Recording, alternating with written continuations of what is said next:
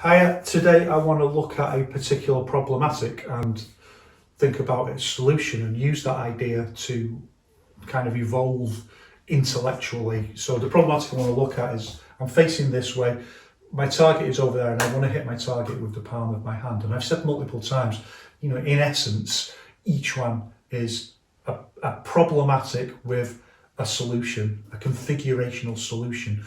Of course, those configurational solutions can be quite sophisticated because, usually they involve combinations of more than just one movement. We're just going to look at one movement. That does a couple of things. First of all, it helps to synthesize a lot of the stuff that we've looked at conceptually. And then secondly, it teaches us how we can teach ourselves, which is a really important idea in each one.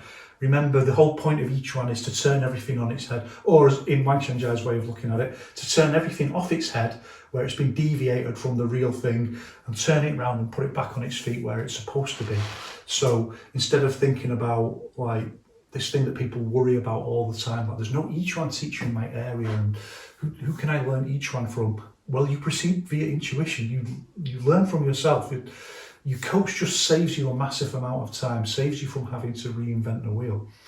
And one of the really, really important things that you do at a certain point, and we're at this point now if you've been following along, you've learned enough about the principles, you've learned enough about the movements, and I've also already encouraged people to start using the multiplier effect to think about how do you link together all these different things that I've been talking about, particularly technique-wise. Obviously, people aren't going to have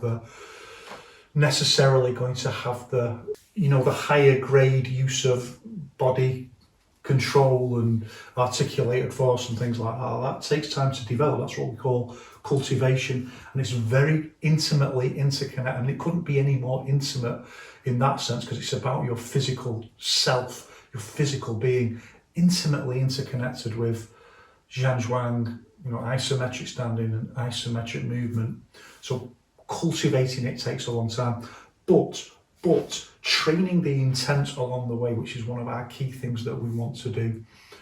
How do we do that? So this is the thing that it leads on to, so we can intellectually synthesize all the stuff that we've been looking at, but it also leads us on to understanding how we train the intent by thinking about particular problematics and then thinking about what is the configurational solution to that problematic. And that, in very practical terms, helps us develop drills to practice. So usually, it doesn't have to be the degree of intellectual engagement that I'm looking at. That's to help us understand these key principles, because without the key principles, you can't get to this point. And of course, I've said multiple times, those key principles have to be embodied knowledge. So there's this dual thing going on all the time, that it's physical knowledge, but to access that physical knowledge, we need concepts, we need to see someone else doing it usually, or have some experience of someone else doing it. I don't want to exclude, for example, people who are blind can also get this, and there's different ways you can feel someone else moving. But a lot of it is conceptual that then leads into exploring, as Wang Xiangzhai says, like re-understanding ourselves and thinking about how the body moves. It's somatic knowledge, it's embodied. So by using our intellectual concepts, we can then use that to pose problematics that we then think of solutions for, configurational solutions. And we've already done that loads. So we say like when I've been saying I've shown you sets of footwork, I've shown you the basic set of footwork that I teach, for example, and then I've shown you a range of techniques, elbows, punches, pushes, and kicks of different kinds. And I've said all of those can be linked together with the footwork that I've shown. So we use this idea of the multiplier effect, linking things together. And that's exactly this process. So you think about, well, what I want to do is I want to throw a jab, but I want to step out 45 degrees this way. What's the configuration? And I'm going to throw a jab, and I'm going to imagine that even though I step out 45 degrees, my opponent still stays still like that. So what's the configuration? And we just throw a jab, but we change the angle of the jab to stay hitting the target. That's a really simple problematic. with a really simple configurational solution. But as we looked at when we looked at the idea of whole body interconnectivity, a whole different range of things comes into play then. The angles and the line of force, and whether the force is pushed back into the body, whether it's going that way, how we compensate for that with speed, the overall configurational consistency, how that links into whole body connectivity, how it changes our understanding of whole body connectivity, that it can be directly in line with the whole body, or it can be going offline, and so the whole body consistency relies much more on physical strength and then the speed of the strike to hold it together. So there's all these different things that can unfold even from the most simple change of problematic. The next thing to think about is that what we're doing here is what Wang Xiangzhai calls Taolu, and I've mentioned this idea before. So Taolu is forms. So when you see people doing forms, traditional forms, that's Taolu. That's the Mandarin word is Taolu when we're talking about that kind of exercise. And you've got to get on how Wang Xiangzhai thinks here, that it's a very particular way of thinking, that and it's a Confucian way of thinking. Confucius is very much like this, and it's very interlinked with how you innovate. So from Wang Xiangzhai's perspective, it's not innovation, it's trying to get back to the original source, but think about that in a moment. But by taking terms from the past and redefining them in new ways is a way of innovating in something like traditional Chinese martial arts culture, where it's very difficult to innovate. It's very difficult to innovate now. It's incredibly difficult to innovate within Yiquan, even within Yiquan, because it's just the inertia of the reactionary tendencies just tends to bring things to a halt, and it takes a bit of shaking up again to get people to get back on the track of the way it's supposed to be. So each one itself is, broadly speaking, ground to a halt as far as anyone can tell. And I suppose that's the other thing to say, that there's always people who say things like, oh, all that intellectualizing and all that, just crack on and train. In one sense, that's true. So, for example, if you want to think about problematics and solutions, configurational solutions, you don't need too much intellectualizing to do that. If you have the principles as embodied knowledge, that's how you generate drills. You don't spend hours thinking about it. Literally, you're just thinking them up on the spot. I'm going to go 1, 2, 1, 2. Right now, I'm going to go 1, 2, 1, 2. Just think them up on the spot. You don't have to think about it. But Wang Xiangzhai and all his senior students emphasise that this is part of the process, the conceptual engagement with it, and more importantly for us in the modern age, well, what else have we got? If we want to look at each one, yeah, it'd be great if we just had tons and tons and tons of video of people doing really high quality sparring using each one principles and stuff like that. We don't. The reality is we don't. We've got a lot of people talking about it, and it's very often the people who only talk about it who say things like, don't over-intellectualize, oh, it's all that intellectualizing and all that, We do that because actually there's nothing else to work on, is there? If we want to look at examples of people who are making each one work practically, that's almost non-existent. And it's quite astonishing, really, when you actually point that out, the cognitive dissonance, if you want to use that problematic idea, of people who are just I can't understand it. I saw someone the other day who's very famous, and he's got loads and loads of videos out just talking about theory, and then criticising someone else and saying, oh, well, how would that, try doing some fighting and seeing how that works. There's not a single example whatsoever that this person can, of him sparring or doing any kind of live training or anything. Nothing. So we've been gaslighted all the time. So what else is there but theory? If we want to kind of, so in some cases we just have to accept that, those people can just be like carrier waves. Sometimes they've got some part of the puzzle, and they might not understand it themselves, but it might just trigger something that we can engage intellectually. They can be carrier waves. So the only other thing that we have left then is whatever you've got. If you're lucky enough to have a profoundly talented coach like I was, that's one thing, but that's being blessed by fate in a way that most people aren't. You can look at people like me who kind of break it down and explain it in hopefully straightforward and easy to understand terms. But if you look at it from Wang Xiangzhai's perspective, what he's looking at is that wushu as it existed when he was alive was like a carrier wave of the real thing. So you've got to kind of get your head into the way that Wang Xiangzhai thinks about this, that in the past there was a real wushu of the ancients, what we call the Shaolin natural set, which we'll look at in probably a few videos, just a natural way. It's not natural, that's very misleading. The way that the body uses natural principles of physics, but you can only do that when you've been trained. So it's not natural, it's cultural, but it's based on natural laws of physics. The kind of moves that we see drawn on the walls of the Shaolin temple, just very, we've looked at some kicks from the natural set, and the big movements like this, and release force from the shoulder and so on. And this is the wushu of the ancients, and that it's passed down. And it's a really simple idea. It's release force from any part of the body.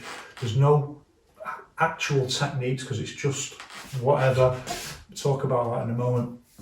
And then all the modern forms of wushu that Wang Xiangzhai's seen around him, they're all like echoes of this, but they all contain a seed. So from Wang Xiangzhai's perspective, for various different reasons, the wushu of the ancients has been kind of deviated. In some cases, it's just become mere performance.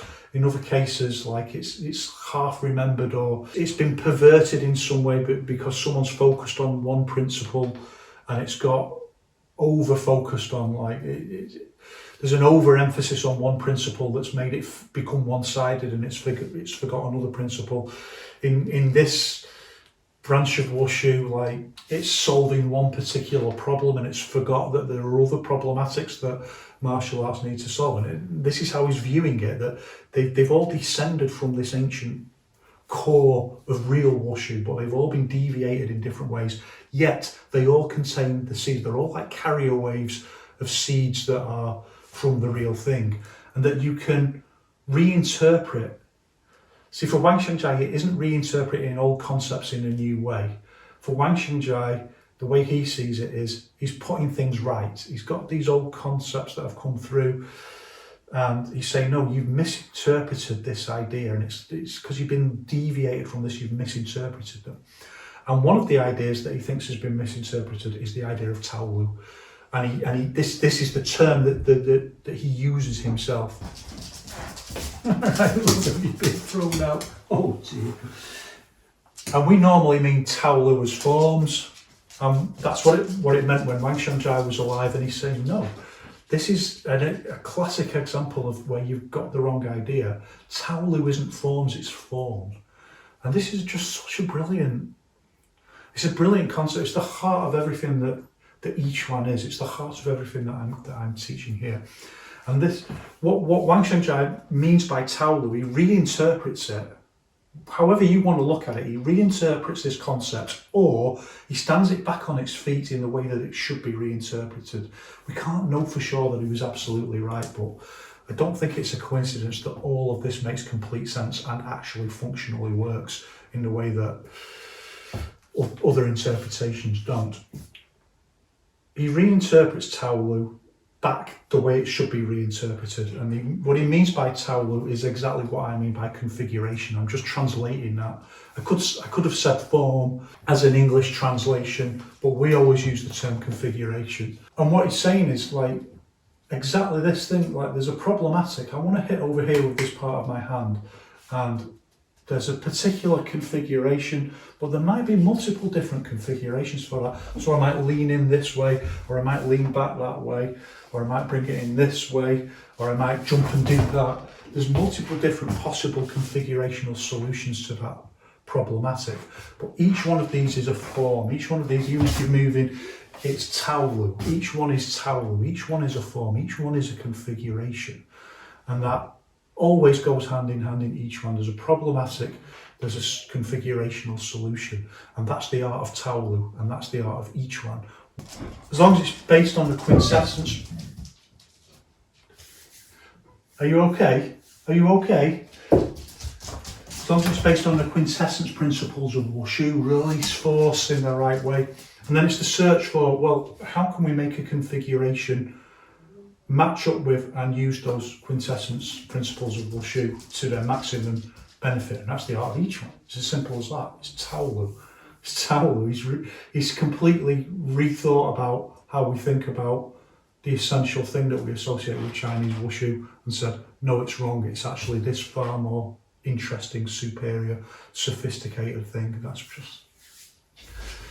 it's genius on another level, and then that just unfolds into everything, for example, that I've been teaching here. And everything that you see within Yiquan, and even the different branches of Yiquan, all fit into this.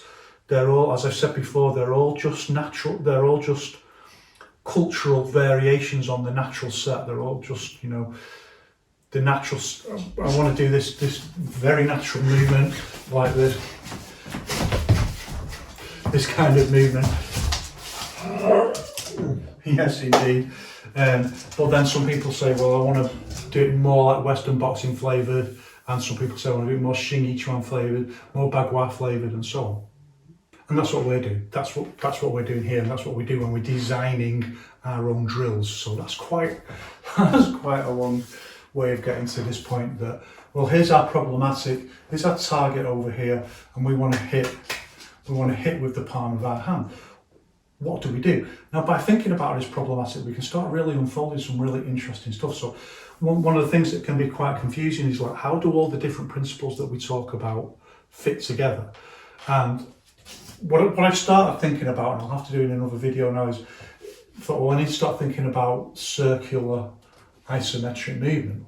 And the first thing that's really interesting about circular isometric movement is it seems initially to contradict something else that I've said, that it's a really important principle of each one, and that's the way that we move in line with force. So I've talked about this idea of phasing movement like this, and I've talked about the idea that apart from some like exceptional cases, we don't do this resisting the kiss, push back, an opposite movement like that. And that's something you very often see. For example, in Tai Chi training, you very often see this kind of movement like that, pushing back. But in each one, it's like this. Or is it? So as a general rule of thumb, it's like that. Everything goes in line. But what you've got to understand is how the different principles knit together and why they're there and what's the rule for. So this comes from horizontal Fali, so releasing force over the horizontal quad axis like that. And that's why it's phased like that, because you want all your weight going in the same direction when you release force like that. Just the same way that you punch, that you will push like that. Or indeed, if you're going to punch like that, exactly the same way. So the movement is phased like that. When you start moving in circles, that changes, because the rule isn't don't do it like that, do it like that. The rule isn't just there for no reason. And I think, again, this is a really important issue that we've got to try and get to grips with, this thing about, is it over-intellectualizing to understand what on earth you're doing? No, it's not. It's not over-intellectualizing. In fact, we've got the opposite problem, that people are just doing things because they think that's the way it's supposed to be done, and they've no idea why. That's very, very problematic, and that inevitably leads to the situation that I've talked about, where it's almost impossible, particularly, yes, okay, of course, there's some stuff that we see come out of China, but for those people who've been to China, got these kind of honorary certificates and come back from China, some of the stuff that they're talking about just makes no sense, and I think they can't even explain it themselves why, other than to say, well, this is very important in our branch of each one, we do this, but why? And very often the explanations are just meaningless. So, but something like this, like, each one's got to be based on scientific principles. And I'm not saying that science covers everything. It doesn't cover your courage or something like that, we know that. But the principles of movement have got to be scientific. So this principle of movement, you can see, like, it's putting your body weight behind it, it's using articulated force in a very efficient manner. And we'll come back to this idea of articulated force again, but in essence, remember, like, out of a small movement, articulated force creates more movement in a small space like that. So it does all of that, and it all adds up to making a stronger push based on quite sophisticated laws of physics and biology. when we do circular movements, the posture changes, so you can look now like this happened with my senior student, where he was doing the posture like this. We shouldn't do it like this. I said, why are you doing it like that as opposed to doing it like phased like that? He said, well, you said don't have one part of the body going away from the other like that. So he's doing the posture like that. And I'm like, no, it's not, that's not the rule. So you've got to be really careful about rules. Each one's all about breaking rules for one thing, but the rules have got a purpose, and you've got to know what the rule is. So for this kind of posture, everything's in line with the push from the back leg like that just sets the posture. This kind of moving set like that sets the posture. Everything's in line, and this helps just stabilizes your energy of a car suddenly braking. Whereas in this, in this movement, when we go around like this, the rule is how is it rooted to the floor? Like, what am I bracing against? So as I move this way, I'm bracing against this leg. As I move that way, I'm bracing against that leg like that. You can practice that yourself. And again, these are things that you can just immediately feel. And they immediately make sense. If I'm pulling something like that, I'm going to push against that leg to support the posture. And similarly, if I'm going to pull back like that, I'm going to push back from the... But obviously we've talked about that. There's always two ways of doing things in each one. So actually I can pull back like that. If I'm going to pull a rope, I'd actually do it like that, wouldn't I? I wouldn't do it like, if I was going to pull a rope, I wouldn't do it like that. I'd do it like that with all my body weight behind it. And that then poses a question like, well, why would you do that? And so then our other key important concept of trying to use oppositional force, and it's about the kind of task that we're doing, that we want to use short movement, and we can't do it like that. Actually, that doesn't brace against the front foot at all. It sets. It uses fishtail rooting from the. So let's say I am going to do that. I'm going to pull like that.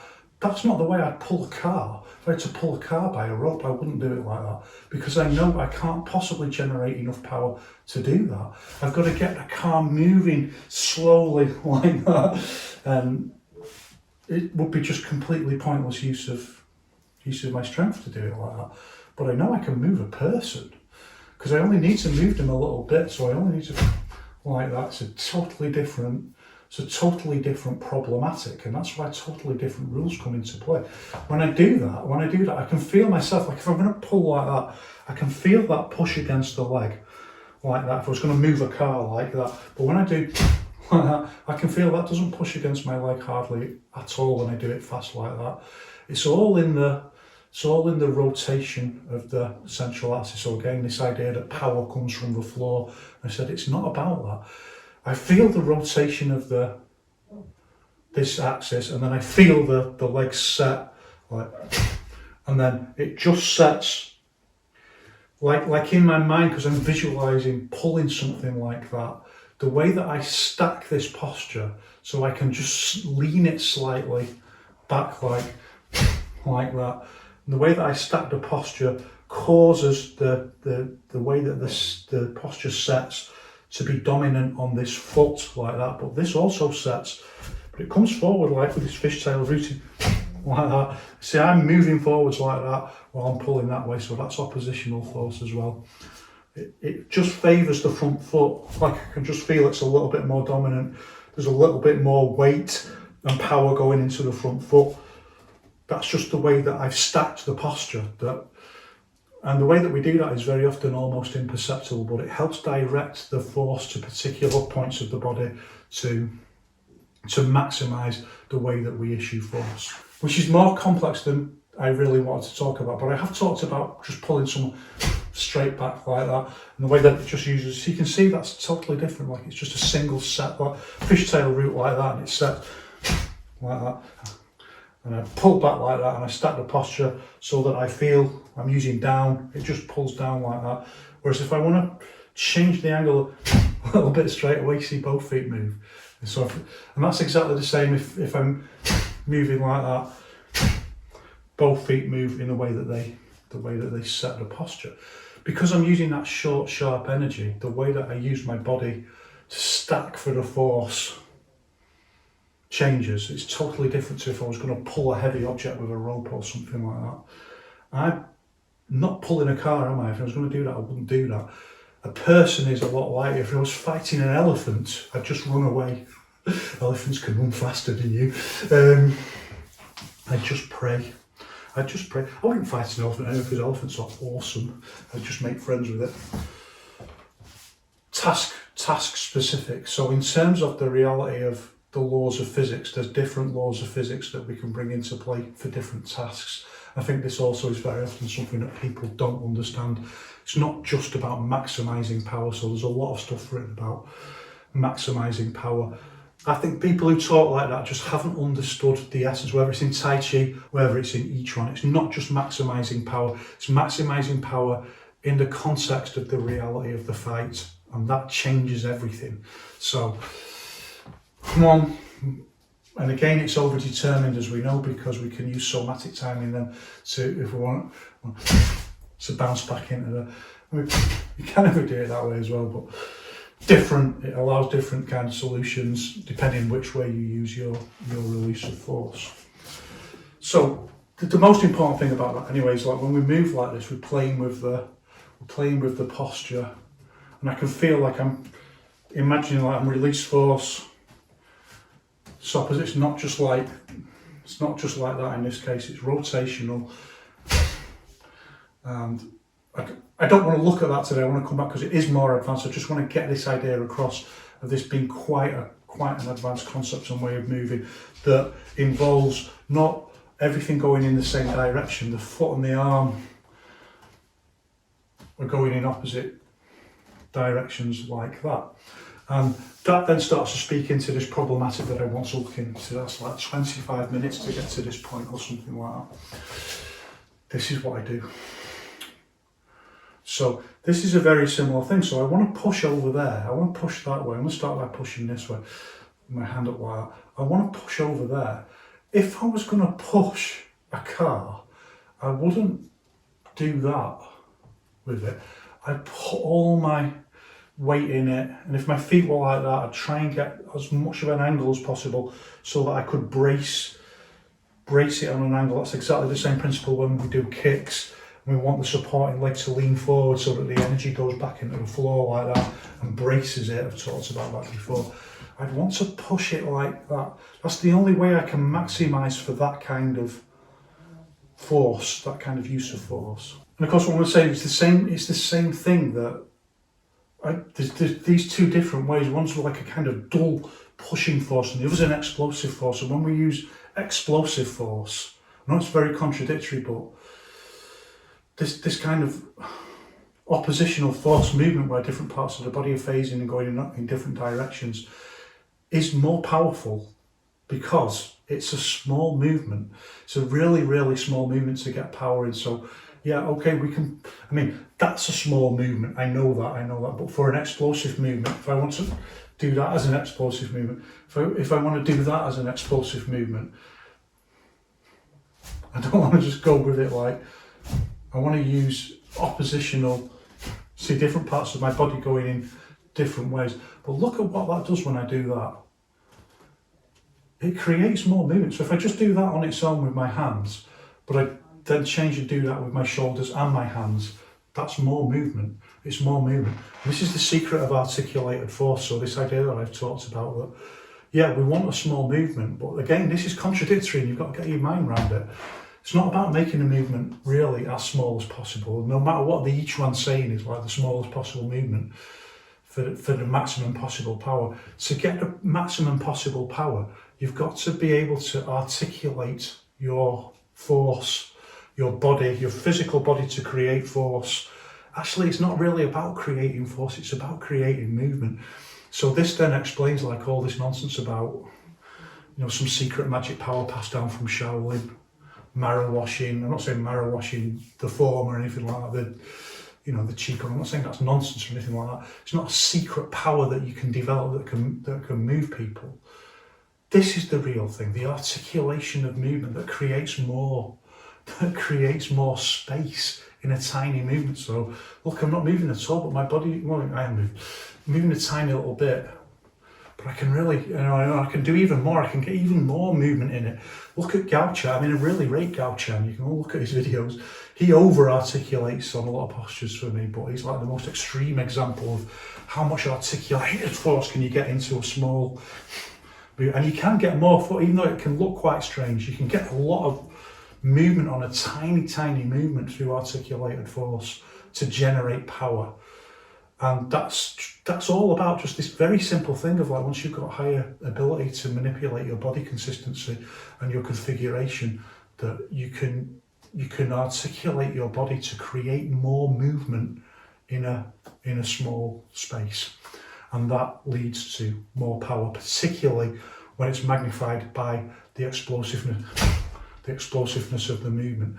But it doesn't have to be a massive, you know, it doesn't have to be a massive amount of movement. Someone's off balance, their arms are stiff, I just want to go like that, and I just want them to go like that, so I can change into a punch. I don't need them to take off as if I've got magical powers. You know, sometimes it happens just because people are off balance and they'll go flying. It's easy to knock someone over when they're like that.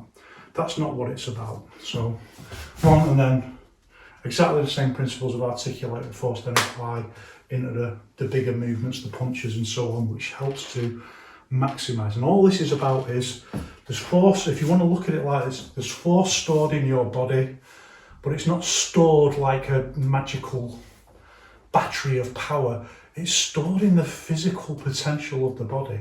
And you've got to find that, or the intent has got to find that, and just in the moment, just make it work. I saw someone saying, another one of these people who belongs to one of these very problematic magic power schools, saying like, the intent is too slow to make decisions. It's not, when we say intent, that's not what we're talking about, like conscious decision making.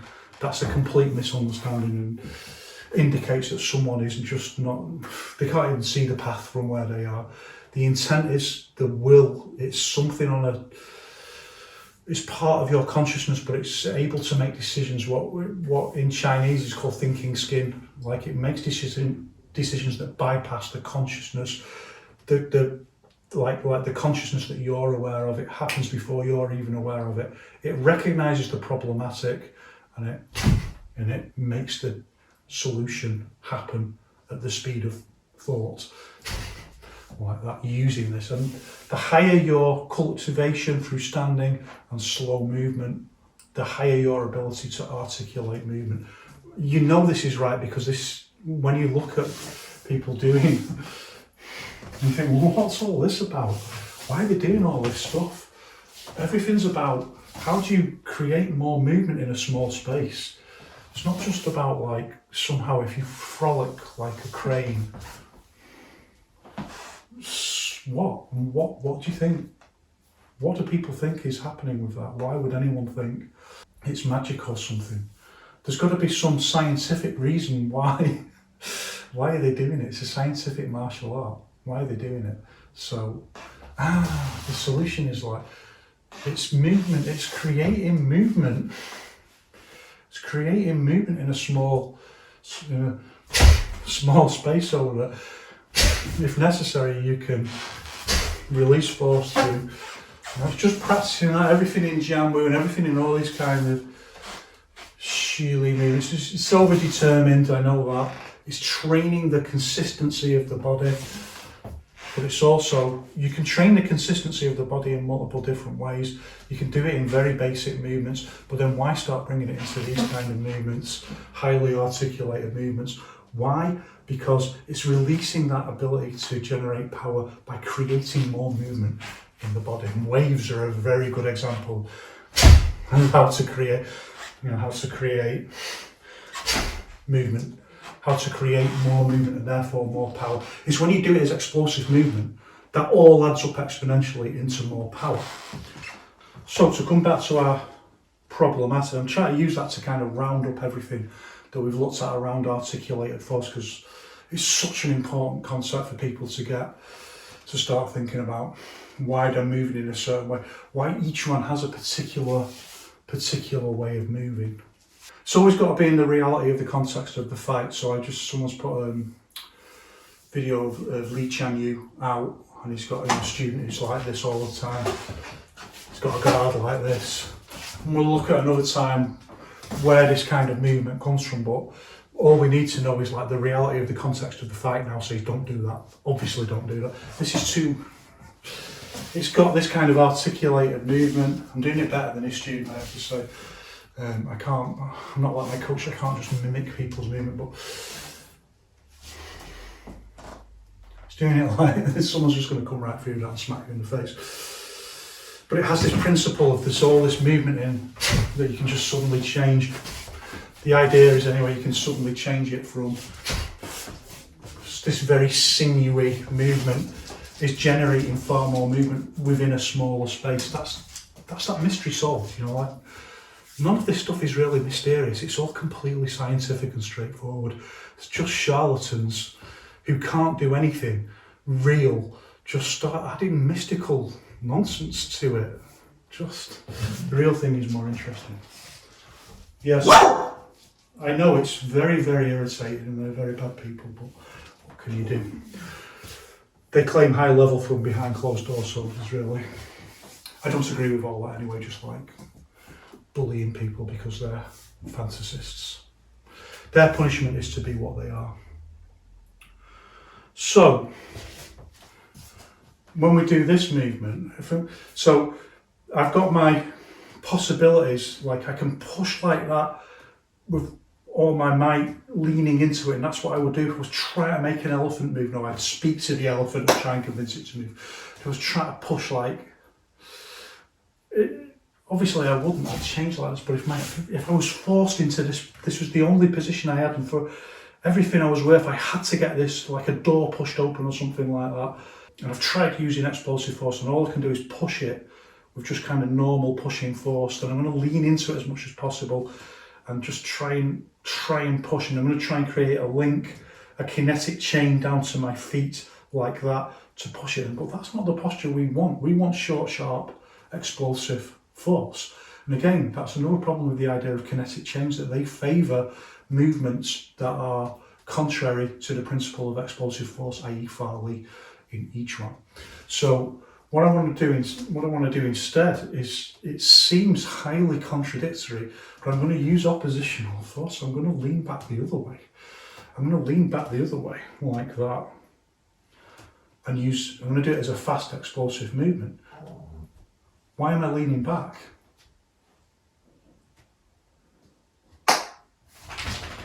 You don't know. I'm leaning back because, for one thing, it creates more space. It's going to create more space in the strike. It's more movement. It's still a tiny movement. And even if I do it even smaller, the posture is still the same. It's still opening around the chest. Technically speaking, if we're going to say up, down, open, closes are principles of wushu, they do blur, as I've said. Technically speaking, it's closing because the hips are coming together like that. But usually, if the chest is opening like this, then the upper body is opening like that. So they're linked together. I'm creating more space in the posture. More space is more acceleration, more power. I can maximise my ability to release force. It's also miles easier because what I want to do is generate power around my axis. So the more I turn around my axis like that, up to a certain point, I don't want to go too far because then the reality of my physiology starts to dissipate the force. So dissipate the force there in the shoulder, because I can just feel as I do that, like the force is coming past the body like that. So that's about as far as I want to go before the strain on the joint would see the force kind of getting dissipated in this direction. Then that would be the joint would have to take all that strain. Actually, in reality, like at a certain point, well, you wouldn't think about it like this. You just go, oh, I'm just going to practice that. I'm just going to practice hitting that way, and you just kind of do the movement naturally because the knowledge has become embodied. So you don't have to do this to work on movements, to develop drills to work on. But it helps us understand and synthesize the information we've got so far. So I'm going to use this, and opening and it's oppositional force like that, and I can get screwing force in. And look, even though like it's opening and the different parts of the body seem like they break this rule of going out of, they're phasing wrong because they're going opposite to each other. That isn't how oppositional force works. It's all about how do we maximise power generation. In fact, usually when we use opening, and particularly here, it isn't like that. So I've said multiple times, it's going around in a circle. When we're using rotational Taolu, everything's about aiding this movement, getting the most movement we can on this rotational round, and fast explosive movement.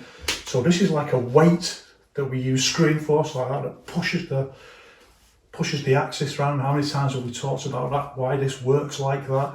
And we twist in like that, and we open like that.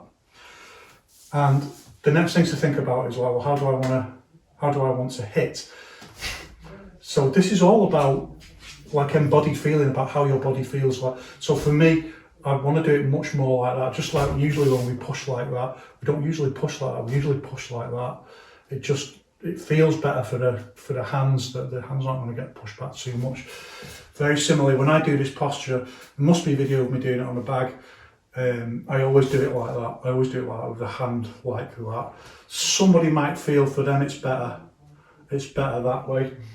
It's just, there's something in the way, the physics of it, that for me it just feels like this is more integrated back into the shoulder, the line that goes back into the shoulder. You wouldn't think that, because it's the same angle for the bend in the arm either way, but there's something about the physiology of it for me that feels stronger, and I can't put a technical law of physics or principle of physics on that. That is just absolutely embodied knowledge that feels like a stronger posture to do it that way. It also feels easier to, like, maybe it's just that I can get, like if I go like that, I can't get screwing force on it. Having said that, I think that could be it, but it feels stronger. But by doing it that way, I can twist my arm out like that. And it's the same that way actually, like you can get screwing force on it like that rather than doing that. I've never thought about that before, but now I'm saying it. This is the principle of learning through teaching. Now I'm saying it, it's obviously that, isn't it? It's amazing how much just that little bit extra zing you get on when you use screwing force like that, when you add screwing force into a posture. And what screwing force? Why screwing force? Why screwing? Why do that? Why do that? Rather than just that, creates more movement. It's more movement in the posture for the same size movement. You can do that, or you can do that. It creates more movement in the posture. That's what we're doing to create more power.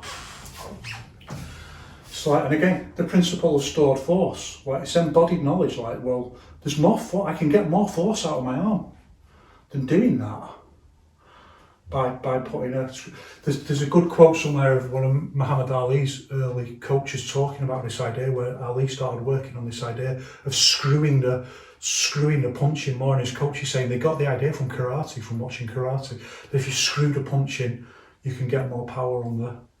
And one of his early coaches is saying that's how he got that early knockout power. That's really, really interesting. So yeah, by doing it like this, I can get this kind of screwing force on and then use opening like that, and just push like that. With a push, then also the other thing that comes into play is how you stack the posture, because you need more penetration time with a push.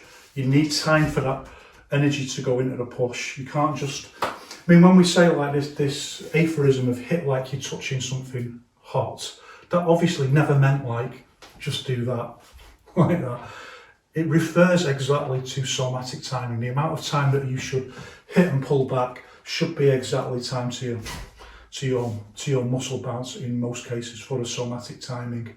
Well, we've looked at somatic timing multiple times, haven't we? Hit the muscle relaxes and then it comes back off with and that should time perfectly how much contact that you have into a punch, for example. But a push is different. So a push, you need maybe like, you don't want to leave it out, but you don't want to pull it back too much. But it's not so much that when we're talking about penetration time, it's not so much that, it's more to do with the way that you stack the posture with a punch. It's really got to be such a solid structure for just that little bit longer to push in because you're pushing, by definition, with a push, you're pushing something heavier. So with a strike, you can just hit a target. With a push, you try to push the whole upper body usually. Could be lower, but usually the whole upper body, you try to push. So it requires that little bit more, not just physical strength as such, but it's the way the posture is stacked. So just a little bit more of a, see, I'm just leaning, even though I'm opening this way, my arms are going in opposite directions. This screwing force is actually pushing around like that. So they're not just opening opposite, it's not just like that elbow like that when we do that. It's going around like that to feed into the, and I'm stacking the posture so that I lean into the, and brace, and then I can push in and brace it against the floor like that. And this idea of stacking postures, we've introduced it, but it's a sophisticated thing, and it's very much embodied knowledge. Like when we say something like, if we do a front forearm push like that, that all different parts of the body are releasing force, but the way that we stack the posture can direct more of the force generated to a contact point. And it can be as simple as just the way that you lean in, but sometimes it can be the way that you lean out as well, so it can be quite complicated how you do it. It's embodied knowledge, like just slight different, it's the same configuration, but you just stack it slightly differently. There can be minute differences in how you lean into the contact point that will just change how your body, you can say it's intense, or you can say in Tai Chi, the theory is like the E brings all the Chi to a certain point. I remember my coach talking about Tai Chi like this, you bring all the Chi to a certain point in your body and hit. You can say it's the same idea. The idea of thinking about Chi, really, to me, that's just a visualization that helps your body do this. So again, this idea of Chi being a kind of virtual reality concept, that the E has got to make this micro calculation in the split second moment. I mean, you drill it, obviously, like you drill it until you can kind of do it in any direction, about how you stack the posture to, like I can do that, but if I want to hit back, same posture, but I want to hit back with my elbow, it stacks slightly differently. Like I say, I lean back a little bit. If I want to push it, I lean forward a little bit. If I want to hit it that way, I lean back. Just very, very small differences in how the posture stacks directs the point where the most power is being expressed. Even though there's other parts of the body that, you know, you're releasing force, it's just in the nature of the short movement. Again, this is one of the reasons you know this is right. So when Wang Xiangzhai is talking about, like, you know, you release force from the whole body, it's not like you're radiating electricity or magic power. Someone touches you and they go flying away. Come on. You don't really believe that, do you? Come on. This is more interesting, and this is the intellectual pursuit, and this is more challenging, and this is the real thing, and this is the only thing that's going to actually work in terms of Yiquan, if you've actually got to hit something, rather than a student who's foolish enough to just throw themselves on their arse just to be part of your group. Goodness me, what's going on in the world. So in this case, this is like quite an interesting calculation, because I need to open, but I need to stack the posture. I don't want to be leaning over too much like that, even though I'm moving back away from the target. And you can see the way that the posture, the routing is changing, the way it sets with the fishtail root, brings the foot in like that, and I use drop down like that, so I'm also using down as well. So it's closing down like that, and opening the upper body like that. And by dropping down into what we used to call dropping the chi, by using down like that, I can really drop the weight into the posture. And then when we add it up, we can just, so this one's ready to go for the somatic. It's got quite a lot of space to make up with the somatic now, like that. We can change into whatever we want. And then we've solved it. We've solved the problematic. Usually we don't do it like that. Like I say, usually we just go, when I'm going to hit someone's arm like that, I'm going to punch them, I'm just going to drill it. Don't have to go through all that thinking about it. But once you understand that's what we're doing. That's what we're doing. Once you make that breakthrough, you're not waiting for your teacher to tell you, here's how we push someone this way. You've got to re-understand your body and how it functions based around these principles, particularly of explosive movement. You've got to understand that as embodied knowledge. And you've got to say, here's the problematic, how do I solve that problematic? What's the solution? And you've got to be self-directed in setting those puzzles for yourself. You know, it's what we call problem-based learning. And usually you do that in a group, like in the academic world, you get a set of students and you give them a real world problem and they work together and they've got a bit of theory around it, they've maybe got a reading or something like that. That's just what we're doing here. So you've got a little bit of theory that we've been taught, that's kind of like your reading, then you're given a real world problem and you've got to work out the solution, and that's real learning.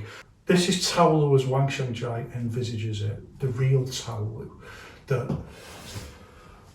This moment where you do this is Taolu, this is form, this is it. This is like the crystallization of intent, and then applies to everything. So I want to hit someone on top of the head with this part of my arm. What's my configuration for it? Is it this? Is it this? How do I? But the configuration is based on the reading, and the reading is, here's how you use the quintessence principles of wushu to generate force. And those are based on the laws of science, the laws of nature. They're not natural, they're not innate into your body, it's a culturally learned thing. We're practicing things, and we're practicing things systematically. Again, this is another problem. People pretending that if you actually practice drills or something like that, that somehow you're perverting your movement. It's not like that. The intent needs to be able to flow naturally, and for that your body needs to be trained to allow that to flow. It's like building roots for the water to flow down seamlessly, and that's, you haven't got time to be thinking about, where have I got more stored force if I want to, I'm here, I'm wrestling or something like that, I want to hit like chicken wing elbow up into someone's face. What do I do? It's the only thing that's free. What's my configuration? And I need my intent to be doing things like moving my foot out in the step out route, like that, with a little step, and screwing force.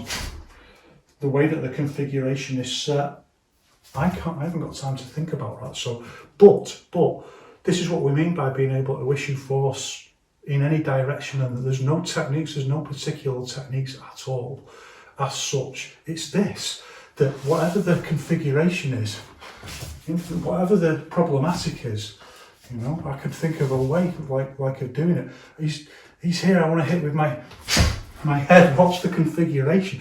There's a configuration for almost everything. Some aren't very powerful, some are really odd, like he's here. The only thing I've got is I can hit with the bottom of my foot through like that. What's the here, my front foot set like that. Like, that's not posture that I ever practice. In fact, I can think of I can do it a different way, like going more around with it like that, or I can do it more oppositional like that. No, my intent wants to do it that way, because otherwise it's twisting my leg funny. So all of these things are all about how the intent makes these intuitive decisions, and we train that just by this process I've talked about, designing drills based around quintessence movement principles. And that's what I've done. So that's hopefully the learning outcome of today, is to think about everything we've talked about in terms of articulated force, to start like thinking about, well, there can be some different rules based around whether we use horizontal or vertical Farley, or how we combine those two together in terms of how we move the posture, how it's rooted and how it's set, how we stack the posture. But all in all, thinking about what's a problematic, what's a configurational solution to it, and doing that yourself.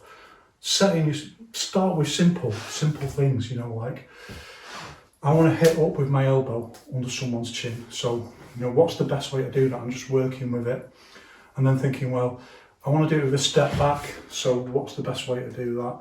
And then just making them a little bit more challenging. Like, I want to hit, I'm here and they're there, and I want to hit with my elbow. What's the configuration for that? Or I want to hit up, or I want to hit with this part of my body, and I want to hit them in the face that way. What's the configuration? And it might be that you need to make a big step. Let's say, for example, my problematic is they're there, and I want to hit them with this part of my elbow. So I could twist around like that, but I'm flat on. I'm flat on like that. So actually the solution might be to do a little step with it. I can do either. But if I do that, I'm not flat on anymore. I'm a little bit more guarded, I'm a little bit less vulnerable. The stance is a little bit stronger, and also look, the routing is very complementary to the posture. It allows me to get more force on. So thinking about it like that, I come to one solution and I think, well, maybe there's another solution, and that's another solution, so maybe it's that. And then the next thing that happens is you start doing it on the bag, doing it slowly and thinking about different. And the bag itself, hitting the bag, then gives you so much feedback into the body. So I should do it very light at first, so you can feel all that feedback about where it's structured. And the bag itself, hitting the bag, will teach you how to structure the configuration better. It will take it up to an entirely different level. Then when you start hitting the bag full power, that again takes everything up on a different order of magnitude. And it's not that hard to do this, and it doesn't require you to be a super fit athlete, and you can be older. You can be an older person and do this, and you can be smaller, and you can learn how to generate like a serious amount of force by using your whole body, searching for where is all that potential. Think about stored force as potential in your body, but it's not stored force like. I'm not criticising the idea of chi. If you believe in chi, it's not this. It's not this. This is just physical movement. It doesn't need that idea of chi. It doesn't need it. It's just physical movement. And how do you get more movement into a configuration? By using things like screwing force and articulated movement. And once you see that, then you understand why each one people move the way that they do. But not everyone who's at the stage of having good physical movement actually understands this or can take it into that next level. That's the danger, that people can get good articulated movement. But yeah, so's a body popper, so's a hip hop dancer, got really good articulated movement. So's a ballroom dancer, outstanding articulated movement. Got to bring it into the reality of the context of the fight, and you've got to do real fight training. And the real fight training is the big thing. This is actually not that difficult to, ultimately, if you just work on it, it's not difficult to get this. This is one of the real sad things about Yiquan. It's not difficult to get this, it's just that most people, they were never interested in it. They were never interested in the truth. That's why you only ever see videos of people doing Jianwu, waving their arms about and talking about it, never putting the gloves on and sparring. So, or if they do, they can't demonstrate Yiquan principles in the sparring. But it's actually not that hard. That's the message to get across. It's not that hard. Massive amounts of it you can just learn on your own, just through proceeding through intuition. So let go of all of that worrying about lineage. Once you let go of that, then you let go of the idea that you need a teacher standing over you. Like Kenichi Sawai said, you could learn from a photo. It could all just unfold from a photo. I just love that, just whatever it is that triggers it. So anyway, it's experiential embodied learning. So set yourself some challenges, set yourself some configurations, some problematics, and think about what the configurations are. Start simple, build them into drills. Once you've made that, you start becoming a self-directed learner. Then it's just how much do you want it? Just build it from there. That's it. I'm not entirely sure that all of that made sense, or maybe it was too advanced. I'm not sure it was as clear as I wanted it to be. It's quite late here. Just thought I'd make this video. I hope it makes sense, or if it doesn't make sense now, when your body learns how to do it, it will. Bottom line is just have a try of setting your own problematics. Okay, thanks for watching it. Anyway, one love, one art. I'll see you in the next one. What is up with you? What is it? What are you talking about, eh? What are you going on about? You're not getting any attention, is that it? You've had your supper.